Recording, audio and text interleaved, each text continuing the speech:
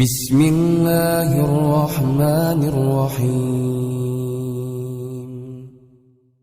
Rasul menyebutkan wa innal kadhiba, dan sesungguhnya kebohongan itu yahdi ilal fujuri. Kebohongan itu akan menunjukkan kita kepada kemaksiatan, kejahatan. Satu kebohongan akan mengundang satu kejahatan. Satu kebohongan akan dua kebohongan akan mendatangkan dua kejahatan. Dan satu kebohongan hanya bisa ditutupi dengan kebohongan berikutnya. Satu kebohongan hanya bisa ditutupi dengan kebohongan berikutnya. Sehingga bertambah-tambahlah dia berbuat dosa. Bertambah-tambah dia berbuat dosa. Satu kali bohong, maka untuk menutupi bohong itu dia berbohong lagi. Untuk menutupi bohong yang kedua dia berbohong lagi. Terus seperti itu. Sehingga bertambah-tambahlah dosanya. Wal iyadu billah. Kisah tentang ini tentunya sangat masyhur di kalangan kita, yaitu kisah tentang Barsesa yang berbohong.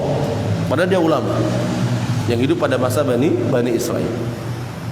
Maka Rasulullah mengatakan di dalam ayatnya, dalam hadisnya berikut, dalam kalimat berikutnya, wa innal fujura yahdi ilan nar. Dan sesungguhnya kejahatan itu akan menunjukkan kepada neraka. Tunjukkan satu kejahatan, dua kejahatan, tiga kejahatan yang akibat daripada kebohongan itu akan menggiring pelakunya masuk ke dalam neraka. Maka di dalam kalimat berikutnya Rasul mengatakan wa innar rajula la yakdzibu, dan sesungguhnya seseorang la yakdzibu, yang dia berusaha untuk berbohong. Terus-menerus dia berbohong. Wa yatahara nafsahu bil kadzbi, dalam hadis ini disebutkan wa fi riwayatin wa yatahara nafsahu bil kadzbi, dia berusaha untuk berbohong terus. Maka hatta yaktuba indallahi kadzaban, sampai dia tercatat di sisi Allah sebagai pendusta. Kalau sudah Allah Subhanahu wa taala mencatatnya sebagai pendusta, maka sudah tidak lagi ada harapan. Dalam hadis daripada Abu Hurairah radhiyallahu taala anhu, Rasulullah menyebutkan ada 3 orang yang nanti akan diadili oleh Allah Subhanahu wa taala. Yang ketiga orang ini membawa amal besar di dalam hidupnya. Amal besar dalam hidupnya. Yang pertama mujahid, yang kedua orang bersedekah, dan yang ketiga orang yang berilmu. Dihadirkan di hadapan Allah Subhanahu wa taala. Allah bertanya kepada mereka apa yang mereka lakukan. Mereka pun memberikan jawaban apa yang telah mereka lakukan. Maka Allah mengatakan kadzabta, bohong kamu.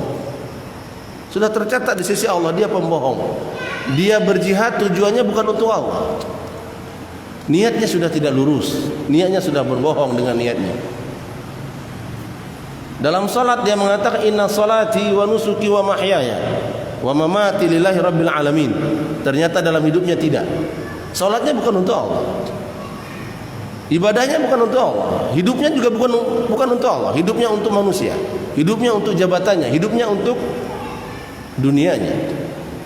Matinya juga bukan untuk Allah Subhanahu wa taala. Maka Allah mengatakan kadzabta, bohong kamu.